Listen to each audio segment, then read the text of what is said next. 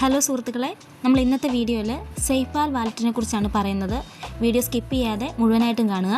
സേഫ്പാൽ എന്നത് ക്രിപ്റ്റോ കറൻസികൾ സുരക്ഷിതമായിട്ട് സൂക്ഷിക്കാനും കൈകാര്യം ചെയ്യാനും സഹായിക്കുന്ന ഒരു ഡിജിറ്റൽ വാലറ്റാണ്. സേഫ്പാൽ പ്രധാനമായിട്ടും 3 തരത്തിലുള്ള വാലറ്റുകളാണ് നൽകുന്നത്. Hardware wallet, software wallet, browser extension എന്നിവയാണ് ആ വാലറ്റുകൾ. ഇനി സേഫ്പാലിൻ്റെ പ്രത്യേകതകൾ നോക്കാം. 1. സ്വകാര്യ കീകൾ ഉപഭോക്താവിൻ്റെ നിയന്ത്രണത്തിൽ മാത്രമായിരിക്കും. 2. ബിറ്റ്കോയിൻ, എത്വേറിയം, ബിനാൻസ് സ്മാർട്ട് ചെയിൻ തുടങ്ങി നിരവധി ബ്ലോക്ക് ചെയിനുകളും ആയിരക്കണക്കിന് ടോക്കണുകളും ഒരേ വാലറ്റുകളിൽ സൂക്ഷിക്കാം. 3. ഈ വാലറ്റിലൂടെ തന്നെ ഡീസെൻട്രലൈസ്ഡ് ആപ്പുകൾ ഉപയോഗിക്കാനും ടോക്കണുകൾ സ്വാപ്പ് ചെയ്യാനും സാധിക്കും. 4. മറ്റു പ്രമുഖ വാലറ്റുകളെക്കാളും സേഫ്പാലിൻ്റെ ഹാർഡ്വെയർ വാലറ്റുകൾക്ക് വിലക്കുറവുമാണ്. ചുരുക്കത്തിൽ പറഞ്ഞാൽ നിങ്ങളുടെ ക്രിപ്റ്റോ നിക്ഷേപങ്ങൾ സുരക്ഷിതമായി വെക്കാനുള്ള ഒരു ഡിജിറ്റൽ ലോക്കറാണ് സേഫ്പാൽ എന്ന് പറയാം. സേഫ്പാൽ ക്രിപ്റ്റോ വാലറ്റ് എങ്ങനെയാണ് ഡൗൺലോഡ് ചെയ്യുന്നത്, എങ്ങനെയാണ് വാലറ്റ് ക്രിയേറ്റ് ചെയ്യുന്നത് എന്ന് നോക്കാം. ആദ്യം നമ്മൾ പ്ലേ സ്റ്റോർ ഓപ്പൺ ആക്കിയതിന് ശേഷം സേഫ്പാൽ എന്ന് അവിടെ സെർച്ച് ബാറിൻ്റെ അവിടെ ടൈപ്പ് ചെയ്ത് കൊടുക്കുക. അപ്പോൾ ഇത് ഇതുപോലെ കാണിക്കും. ഇത് നമ്മൾ ഇൻസ്റ്റാൾ ചെയ്യുക. ആപ്പ് ഇൻസ്റ്റാൾ ആയതിനു ശേഷം നമ്മളത് ഓപ്പൺ കൊടുക്കുക. ഓപ്പൺ കൊടുത്തു കഴിയുമ്പം ഇങ്ങനൊരു ഇൻ്റർഫേസ് കിട്ടും. ഇവിടെ നമ്മൾ ക്രിയേറ്റ് എ ന്യൂ വാലറ്റ് ആണ് കൊടുക്കേണ്ടത്. ക്രിയേറ്റ് ന്യൂ വാലറ്റ് കൊടുത്തു കഴിയുമ്പോൾ നമുക്കൊരു പാസ്വേഡ് സെറ്റ് ചെയ്യാനായിട്ട് പറയും. അവിടെ നമ്മളൊരു പാസ്വേഡ് സെറ്റ് ചെയ്ത് കൊടുക്കുക. അത് കൺഫേം ചോദിക്കും. രണ്ടാമതും നമ്മൾ പാസ്വേഡ് കൊടുക്കുക. പിന്നീട് നമുക്ക് ഫിംഗർ പ്രിൻറ്റ് ചോദിക്കുന്നുണ്ട്. ഫിംഗർ പ്രിൻ്റൊക്കെ സെറ്റ് ചെയ്യുക. സെറ്റ് ചെയ്ത് കഴിയുമ്പോഴത്തേക്കിനും ഇതേപോലെ ഒരു ഇൻ്റർഫേസ് വരും. ഇവിടെ നമ്മൾ പുതിയ ഒരു വാലറ്റ് ആയതുകൊണ്ട് അത് സ്കിപ്പ് ചെയ്ത് കൊടുക്കുമ്പോൾ നമുക്കൊരു വാലറ്റ് അവിടെ ഓട്ടോമാറ്റിക്കലി ക്രിയേറ്റ് ആയി കിട്ടുന്നതാണ്. ഇവിടെ ഏറ്റവും മുകളിൽ വാലറ്റ് 1 എന്ന് പറഞ്ഞ് കാണിച്ചിരിക്കുന്നത് നമുക്ക് കിട്ടിയിട്ടുള്ള ഒരു വാലറ്റിൻ്റെ പേരാണ്.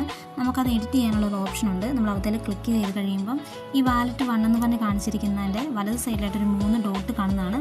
ആ 3 ഡോട്ടിൽ ക്ലിക്ക് ചെയ്ത് കഴിയുമ്പോൾ ഇതേപോലെ കിട്ടും. ഇവിടെ നമുക്ക് വാലറ്റ് 1 എന്നുള്ളതിൻ്റെ അവിടെ എഡിറ്റ് ചെയ്യാനുള്ള ഓപ്ഷൻ ഉണ്ട്. അവിടെ ക്ലിക്ക് ചെയ്യുമ്പം വാലറ്റ് 1 എന്നുള്ളത് ക്ലിക്ക് ചെയ്തതിന് ശേഷം നമുക്ക് ആ പേര് അവിടെ എഡിറ്റ് ചെയ്യാം. നമ്മളുടെ പേരോ അല്ലാന്നുണ്ടെങ്കിൽ നമ്മൾ ചെയ്യുന്ന ഏത് പ്രോജക്റ്റാണോ അതിൻ്റെ പേരോ നമുക്കവിടെ കൊടുക്കാവുന്നതാണ്. ഞാനിപ്പം എക്സാമ്പിളായിട്ട് ABCD എന്ന് പറഞ്ഞിട്ട് വെറുതെ കൊടുക്കുകയാണ്. അതിനുശേഷം അവിടെ കൺഫേം അടിക്കുക. കൺഫേം ചെയ്ത് കഴിയുമ്പോൾ അതാ നമുക്ക് നമ്മുടെ പേരിപ്പോൾ അവിടെ ആയിട്ടുണ്ട്. അതിനുശേഷം ബാക്ക് വരിക. ബാക്ക് വരുമ്പോൾ കാണാം ആ നേരത്തെ വാലറ്റ് 1 എന്ന് കാണിച്ചിട്ടുള്ളിടത്ത് നമ്മളിപ്പോൾ ടൈപ്പ് ചെയ്ത് കൊടുത്ത പേര് വന്നിട്ടുണ്ട്.